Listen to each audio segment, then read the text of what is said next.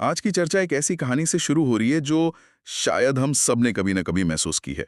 सोचिए एक बच्चा है रवि, गर्मियों की लंबी छुट्टियों के बाद स्कूल वापस आता है और वो बस ये सोच रहा है कि दोस्तों के साथ स्कूल के बगल वाले मैदान में खेलेगा। वही मैदान जहाँ नर्म घास थी, गेंदे के फूल थे, तितलियां थीं, लेकिन वहां पहुंचकर वो देखता है कि पूरे मैदान को खोद डाला गया है। उसे पता चलता है कि वहां पर अब एक बड़ी सी बिल्डिंग बनेगी, फ्लैट्स बनेंगे, और ये सुनकर रवि की आंखों में आंसू आ जाते हैं। मुझे लगता है कि हम सबकी जिंदगी में ऐसा एक रवि वाला पल जरूर आया है। बिल्कुल। जब अपने बचपन की कोई पसंदीदा जगह किसी मॉल या बिल्डिंग के लिए खो दी हो, बहुत ही रिलेटेबल एहसास है ये। हाँ, और फिर स्कूल की असेंबली में प्रिंसिपल भी दुखी होकर कहते हैं, देखो हमारा पर्यावरण कैसे बदल रहा है। इसी उथल पुथल के बीच रवि अपनी क्लास में टीचर से एक बहुत ही मासूम सा लेकिन गहरा सवाल पूछता है, मैम ये पर्यावरण क्या है? और टीचर का जवाब, जो कुछ भी तुम अपने आसपास देखते हो, यही आज की हमारी पूरी बातचीत का कह सकते हैं केंद्र है। बिल्कुल। और हमारे पास जो स्रोत है वो भी बड़ा दिलचस्प है। एनसीईआरटी की क्लास 7 की भूगोल की किताब का पहला अध्याय। हाँ, और देखने में ये बच्चों की किताब लग सकती है, लेकिन सच तो ये है कि यूपीएससी जैसी परीक्षाओं की तैयारी के लिए ये बुनियाद का सबसे मजबूत पत्थर है। आज हम सिर्फ इस चैप्टर को पढ़ेंगे नहीं, बल्कि इसे यूपीएससी के नजरिए से डीकोड करेंगे। अच्छा। हम समझेंगे कि पर्यावरण के घटक क्या हैं, प्राकृतिक और इंसानी दुनिया का रिश्ता क्या है, और इकोसिस्टम यानी पारिस्थितिकी तंत्र का असल मतलब क्या है। तो चलिए रवि और उसकी टीचर की बातचीत से ही आगे बढ़ते हैं।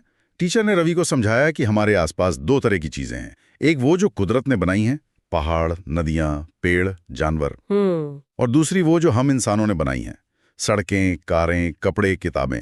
ये तो सुनने में बहुत सीधा साधा वर्गीकरण लगता है। हाँ, सतह पर ये बहुत सरल है, लेकिन यहीं से विश्लेषण की पहली परत खुलती है। किताब में इसे पर्यावरण के घटक नाम से एक चार्ट में समझाया गया है। और यूपीएससी के लिहाज से ये सिर्फ दो नहीं बल्कि 3 हिस्सों में बटा है। पहला है प्राकृतिक, जिसमें हवा, पानी, जमीन, जीव जंतु सब आ गए।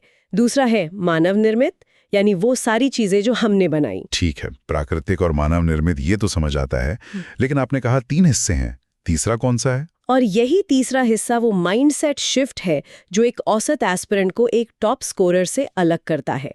तीसरा घटक है मानव खुद। मानव खुद मतलब इसमें कोई चीज नहीं बल्कि सामाजिक ताना बाना आता है।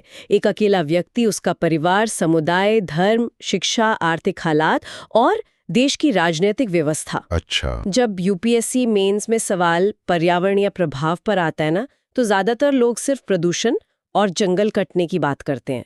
लेकिन जो एस्पिरेंट मानव पर्यावरण के इन घटकों जैसे सरकारी नीतियां या सामाजिक रीति रिवाज को अपने जवाब में शामिल करता है, उसका विश्लेषण कहीं ज्यादा गहरा माना जाता है। वाह, ये तो कमाल का नजरिया है। मतलब एक कप चाय में भी पूरा पर्यावरण समाया हुआ है। बिल्कुल, क्या बात कही है। चाय का कप मानव निर्मित है, उसके अंदर की चाय पत्ती और चीनी प्राकृतिक घटक से आती है, और उसे बनाने और साथ बैठकर पीने वाला परिवार मानव पर्यावरण का हिस्सा है। एग्जैक्टली। एक कप चाय में तीनों घटक मौजूद हैं। कमाल है। चलिए अब इन घटकों में से सबसे पहले यानी प्राकृतिक पर्यावरण के उन 4 डोमेन्स को थोड़ा और खोलते हैं। किताब में इनकी परिभाषाएं बहुत साफ दी गई हैं। सबसे पहले स्थलमंडल यानी लिथोस्फीयर। ये क्या सिर्फ जमीन की ऊपरी सतह है या कुछ और? ये अच्छा सवाल है। स्थलमंडल सिर्फ सतह नहीं है। स्रोत के मुताबिक ये पृथ्वी की ठोस परत या कहिए सबसे कठोर ऊपरी लेयर है। ये चट्टानों और खनिजों से बनी है और इसके ऊपर मिट्टी की एक पतली परत होती है। और ये सपाट नहीं होती होगी, मतलब पहाड़, पठार? हाँ बिल्कुल, इसमें पहाड़, पठार, मैदान, घाटियां सब कुछ शामिल है। यही वो डोमेन है जो हमें जंगल, खेती के लिए जमीन और रहने के लिए घर देता है। और सबसे जरूरी, खनिजों का सारा खजाना इसी स्थलमंडल में छिपा है। ठीक है, तो स्थलमंडल यानी जमीन और पहाड़ हो गए। अब जलमंडल यानी हाइड्रोस्फीयर की बात करते हैं। किताब में लिखा है कि इसमें नदियां, झीलें, समुद्र सब शामिल हैं। एक सवाल मन में आता है कि जमीन के नीचे का पानी मतलब ग्राउंड वाटर भी जलमंडल का हिस्सा माना जाएगा? बिल्कुल। जलमंडल पानी के हर रूप को समेटता है, चाहे वो नदियों और महासागरों की सतह पर हो, बर्फ के रूप में ग्लेशियरों में जमा हो या जमीन के नीचे ग्राउंड वाटर के रूप में हो। पानी का पूरा क्षेत्र ही जलमंडल है। समझ गया। और इसके बाद आता है वायुमंडल, एटमॉस्फेयर। किताब में एक दिलचस्प बात लिखी है कि पृथ्वी का गुरुत्वाकर्षण बल ही हवा की इस चादर को थामे रखता है, मतलब एक सुरक्षा कवच की तरह। एकदम सही। और ये सिर्फ एक कवच नहीं है जो हमें सूरज की खतरनाक किरणों से बचाता है। वायुमंडल में ही गैस से, धूल के कण और जलवाष्प होते हैं, और इनमें होने वाले बदलाव से ही मौसम और जलवायु तय होते हैं। अच्छा। जब हम कहते हैं कि आज मौसम गर्म है या इस साल मानसून देर से आया, तो हम असल में वायुमंडल में हो रहे बदलावों की ही बात कर रहे होते हैं। तो हमारे पास जमीन हो गई यानी स्थलमंडल, पानी हो गया मतलब जलमंडल, और हवा यानी वायुमंडल, और इन तीनों के मेल से ही बनता है चौथा डोमेन, जीवमंडल, बायोस्फीयर। बिल्कुल, ये वो तंग सा दायरा है जहाँ जीवन मुमकिन है। इसे ऐसे समझें कि जीवमंडल कोई अलग जगह नहीं है। हाँ, एक तरह से ये वो जोन है जहाँ स्थलमंडल, जलमंडल और वायुमंडल एक दूसरे से मिलते हैं और जीवन को सपोर्ट करते हैं, चाहे वो समुद्र की गहराइयों में मौजूद मछली हो या पहाड़ की चोटी पर उड़ने वाला बाज, वो सब जीवमंडल का हिस्सा है। ये तो बहुत साफ हो गया। अब कहानी में एक और दिलचस्प मुड़ आता है। रवि की क्लास के बच्चे एक एनसीसी कैंप में हैं। केरल की रहने वाली जेसी कहती है, यहाँ कितनी जोरदार बारिश हो रही है, मुझे अपने घर की याद आ गई। वहां हरे भरे खेतों पर बस बारिश होती ही रहती है। तभी जैसलमेर का हीरा बोलता है, अरे हमारे यहाँ तो बारिश होती ही नहीं, दूर दूर तक सिर्फ कीकर और रेत दिखती है, लेकिन ऊंट भी तो मिलते हैं। रवि ये सब सुनकर सोचने लगता है कि अलग अलग जगहों पर पेड़ पौधे, जानवर और लोगों के रहने का तरीका इतना अलग क्यों है? क्या इन सबका आपस में कोई कनेक्शन है? और टीचर का जवाब है हाँ, बिल्कुल है। और यहीं से इकोसिस्टम यानी पारिस्थितिकी तंत्र का कॉन्सेप्ट आता है। किताब में इसकी जो परिभाषा दी गई है वो बहुत सटीक है। क्या है वो परिभाषा? ये एक ऐसा सिस्टम है जो सभी जीवित जीवों के आपसी संबंधों और उनके आसपास के भौतिक और रासायनिक पर्यावरण के साथ उनके संबंधों से बनता है। ये सब ऊर्जा और पदार्थ के लेनदेन से जुड़ा हुआ है। ये सुनने में थोड़ा टेक्निकल लग रहा है। अगर इसे आसान भाषा में समझना हो तो? हाँ, आसान भाषा में किसी भी जगह के सभी जीव जंतु और पेड़ पौधे और उनका वहाँ की बेजान चीज़ों जैसे पानी, मिट्टी, धूप से जो रिश्ता है, उसी को इकोसिस्टम कहते हैं। सब एक दूसरे पर निर्भर हैं। जैसे हिरण घास खाता है, शेर हिरण को खाता है, और शेर के मरने के बाद उसका शरीर वापस मिट्टी में मिल जाता है, जिससे घास को पोषण मिलता है। ये एक पूरा चक्र है और यही एक इकोसिस्टम है। ये परिभाषा तो बहुत साफ है, लेकिन असल दुनिया में इन इकोसिस्टम की सीमाएं कहाँ खत्म होती हैं? मतलब क्या एक नदी का इकोसिस्टम वहीं खत्म हो जाता है जहां वो समुद्र से मिलती है? बहुत बढ़िया सवाल। असल में इकोसिस्टम की कोई सख्त बाउंड्री नहीं होती। एक इकोसिस्टम दूसरे में मिल सकता है। जैसे आपने कहा, नदी का इकोसिस्टम समुद्र के इकोसिस्टम से मिलता है, और जहां ये मिलते हैं वहां एक बिल्कुल नया और अनोखा इकोसिस्टम बनता है जिसे हम एस्चुअरी कहते हैं। अच्छा। और स्रोत ये भी बताता है कि इकोसिस्टम बहुत बड़ा भी हो सकता है, जैसे अमेज़न का वर्षावन, और बहुत छोटा भी, जैसे एक छोटा सा तालाब।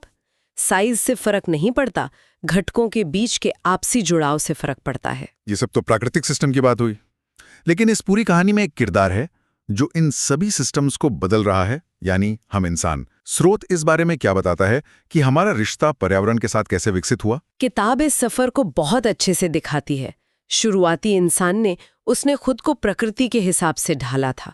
वो प्रकृति के साथ तालमेल बिठाकर रहते थे और उनकी जरूरतें भी सीमित थीं, जो सीधे जंगल से पूरी हो जाती थी। हाँ, लेकिन फिर धीरे धीरे इंसान ने पर्यावरण को अपने हिसाब से बदलना सीखा। जैसे खेती करना और जानवरों को पालना। हाँ, खेती की शुरुआत एक क्रांतिकारी बदलाव था। अब इंसान को खाने के लिए भटकना नहीं पड़ता था। वो एक जगह बसकर रहने लगा। फिर पहिए का आविष्कार हुआ, ट्रांसपोर्टेशन आसान हो गया, और जरूरत से ज्यादा अनाज भी पैदा होने लगा होगा। बिल्कुल। और जब अनाज अतिरिक्त हुआ तो वस्तु विनिमय प्रणाली मतलब बार्टर सिस्टम शुरू हुआ। 1 किलो गेहूं के बदले मिट्टी के 2 बर्तन ले लो, कुछ ऐसा? हाँ, बिल्कुल वैसा ही। लेकिन इस सिस्टम की भी अपनी सीमाएं रही होंगी। जरूर। हर बार ऐसा कोई मिलना मुश्किल होता होगा जिसे आपके गेहूं की जरूरत हो और उसके पास आपके मतलब के बर्तन भी हों। आपने बिल्कुल सही नस पकड़ी। इसी समस्या ने मुद्रा यानी पैसे के आविष्कार को जन्म दिया। बार्टर सिस्टम से व्यापार शुरू हुआ। और फिर औद्योगिक क्रांति ने तो सब कुछ बदल दिया। बड़े पैमाने पर उत्पादन होने लगा। हाँ, और ट्रांसपोर्ट और तेज हो गया, और आज सूचना क्रांति के दौर में हम सेकंडों में दुनिया के किसी भी कोने में बात कर सकते हैं। इस पूरे विकास के केंद्र में हमारी बढ़ती जरूरतें रही हैं। तो रवि के कीचर ने जो शुरू में कहा था वो बात बिल्कुल सही है। ये सब हमारी जरूरतों के कारण है। वे दिन प्रतिदिन बढ़ रही हैं, इसलिए हम अपने प्राकृतिक परिवेश को बदल रहे हैं और कभी-कभी उसे नष्ट भी कर रहे हैं। रवि के खेल के मैदान का खो जाना इसी बढ़ती जरूरत का एक छोटा सा उदाहरण है। और यहीं पर ये अध्याय एक बहुत महत्वपूर्ण और संतुलित निष्कर्ष पर पहुंचता है, जो आज के दौर में सबसे ज्यादा प्रासंगिक है। किताब कहती है, प्राकृतिक और मानव पर्यावरण के बीच एक आदर्श संतुलन आवश्यक है। मनुष्यों को पर्यावरण के साथ सामंजस्य बिठाकर रहना और उसका उपयोग करना सीखना चाहिए। ये तो बहुत गहरी बात है। हाँ, और ये एक लाइन सिर्फ एक अच्छी बात नहीं है, ये यूपीएससी मेंस के जीएस पेपर 3 का पूरा सार है। यही सतत विकास यानी सस्टेनेबल डेवलपमेंट की अवधारणा का मूल है, जो पर्यावरण और अर्थव्यवस्था से जुड़े हर सवाल का केंद्र बिंदु होता है। तो आज हमने देखा कि कैसे एक बच्चे के खेल के मैदान के खो जाने की कहानी हमें पर्यावरण की इतनी गहरी परता मिलेगी। हमने हमारे आसपास जो कुछ भी है वाली सरल परिभाषा से शुरू किया और पर्यावरण के प्राकृतिक घटकों, स्थलमंडल, जलमंडल, वायुमंडल, जीवमंडल और मानव निर्मित घटकों को समझा। हाँ, हमने ये भी समझा कि किसी भी जगह के जीव और उनका भौतिक परिवेश कैसे एक दूसरे पर निर्भर होकर एक इकोसिस्टम बनाते हैं। और सबसे अहम बात, हमने इंसान के बदलते किरदार को देखा, कैसे हम प्रकृति के साथ ढलने वाले जीव से प्रकृति को ढालने वाली ताकत बन गए, और इस प्रक्रिया में संतुलन की जरूरत कितनी बढ़ गई है। ये सब एनसीईआरटी का बुनियादी ज्ञान है, लेकिन जैसा हमने शुरू में कहा था, इन कॉन्सेप्ट्स की स्पष्टता के बिना आप पर्यावरण पर कोई भी जटिल उत्तर नहीं लिख सकते। ये वो नींव है जिस पर पूरी इमारत खड़ी होती है। बिल्कुल। इस चर्चा को समाप्त करते हुए एक विचार के साथ छोड़ जाते हैं। स्रोत में जिक्र है कि शुरुआती इंसानों ने खुद को प्राकृतिक परिवेश के अनुकूल ढाला था। वे अडैप्ट करते थे। आज टेक्नोलॉजी के युग में हम इसका ठीक उल्टा कर रहे हैं। हम पर्यावरण को अपने अनुकूल बनाने की कोशिश कर रहे हैं। हम उसे मॉडिफाई कर रहे हैं। सही बात है। इस प्रक्रिया में एक सवाल उठता है, क्या हम अनुकूलन यानी किसी भी परिस्थिति में ढल जाने की उस मूल मानवीय क्षमता को कहीं खो तो नहीं रहे हैं? और अगर ऐसा है, तो इसके दीर्घकालिक परिणाम क्या हो सकते हैं?